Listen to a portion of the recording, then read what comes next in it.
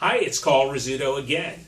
We were speaking previously about preparing for our listing appointments. And as I mentioned, it's always vital that not only are we efficient with our time, but we want to be very, very effective. And of course, that includes on the listing presentation. So we talked about a couple of different actions we want to take before we go out on the appointment. Yet, there are a few more. We spoke about how we can use the Z-estimate as a benefit, regardless of the fact if that Z-estimate is lower than the property's true estimate. We talked about preparing, reviewing carefully, and discussing the CMA with the client.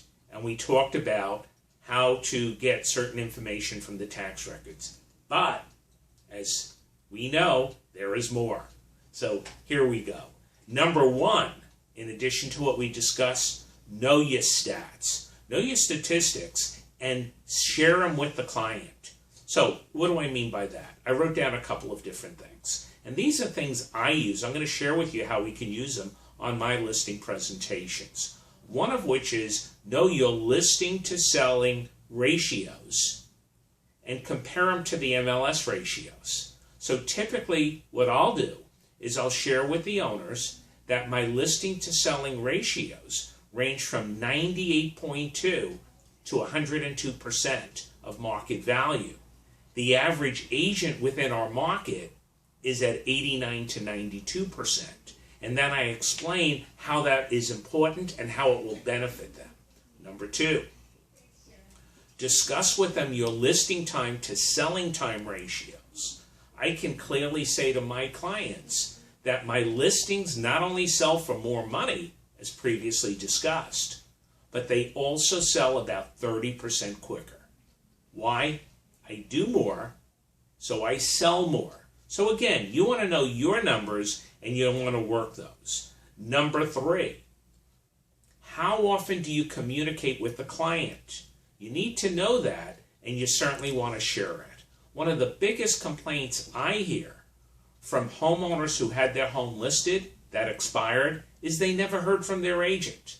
I proudly say I contact you with updates every 7 to 8 days until we get your property sold. And once we sell it, we're also staying in close communication with you.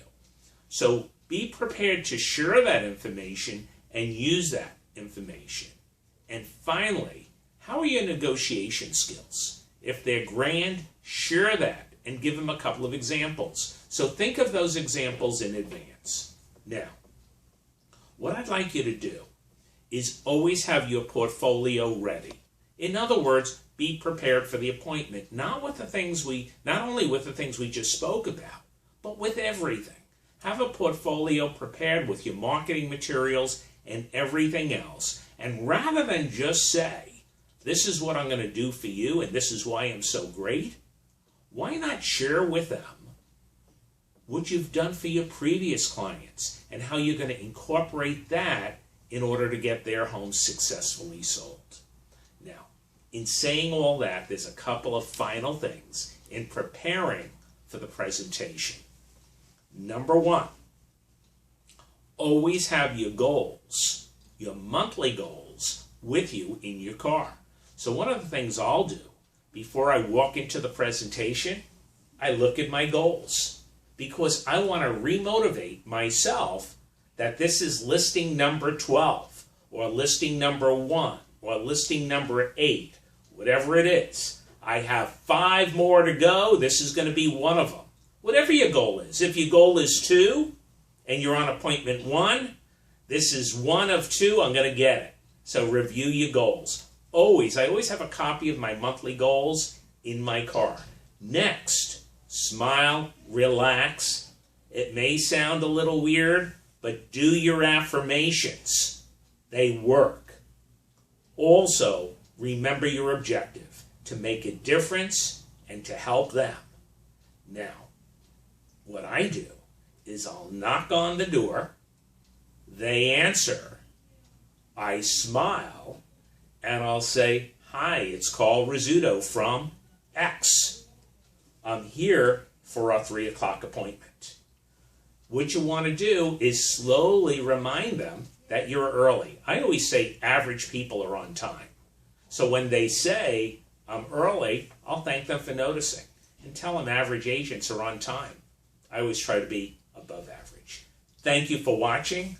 Get that listing and keep on moving forward.